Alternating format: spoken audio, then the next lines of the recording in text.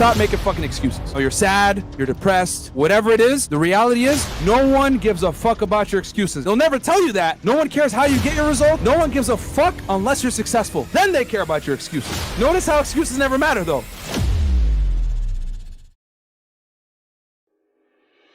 So this is one of my things that haunted me for a while, right? My mom would always tell me like, Walter, you always have a habit of spending money before you get it.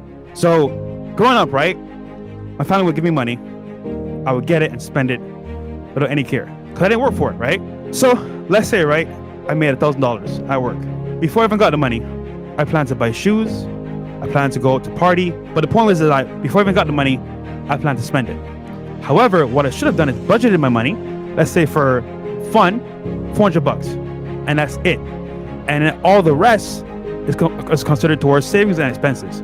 So having a budget and knowing what you're going to plan for in the future helps you move forward. So at the beginning, you have to sacrifice, no matter what you do.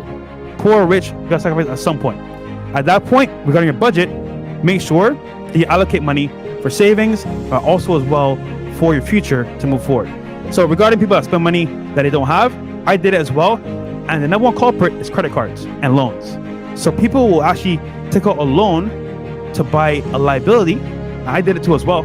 But now when I get money, my expenses are so low that even if I spend money like how I do right now, it has no effect on me at all. The point here, guys, is that like when you make money from your job or from your businesses or whatever, make sure you don't spend it before you get it. Meaning put it towards things that actually matter, not things that don't matter. So there you go. So typically, guys, the root of all financial issues come from spending more than you make. And typically, this is either one or a combination of these two things here.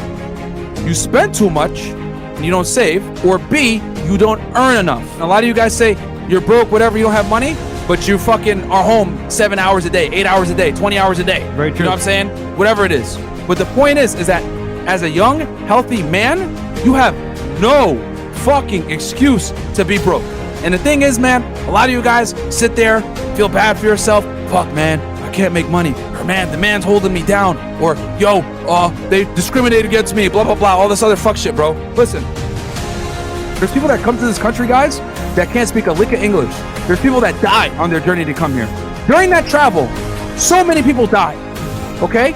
People come from China, people come from the Middle East, people come from Europe, people come from Africa, people come from all over the place, and they fucking die. And that tells you right there that you are afforded an amazing opportunity that people are willing to fucking die and risk everything for.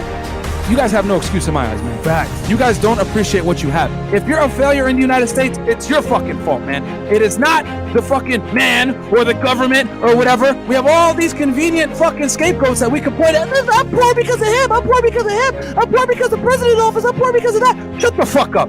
You're poor because of your own bad decision making. Because that's the reality. A lot of you guys are poor and broke because of your own decisions. And let's keep it all the way 1,000. A lot of you guys have a saving problem, but the real issue is a lot of you motherfuckers have an earning problem. Damn. I don't care if you gotta work a fucking low wage job for a couple months just to get your business off the ground, or to use it as a stepping stone to get promoted, whatever it is. As an able-bodied man, you should not be home. You should be working. You should be fucking grinding. You should not be broke.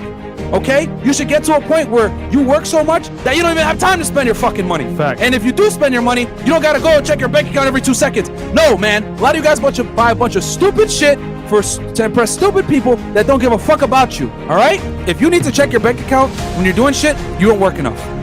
You don't make enough money. You need to get out there and make more goddamn money. If that means you got to take a period of time where you're living with your mom and working a job or 2 or 3, whatever the hell it is, that's fine.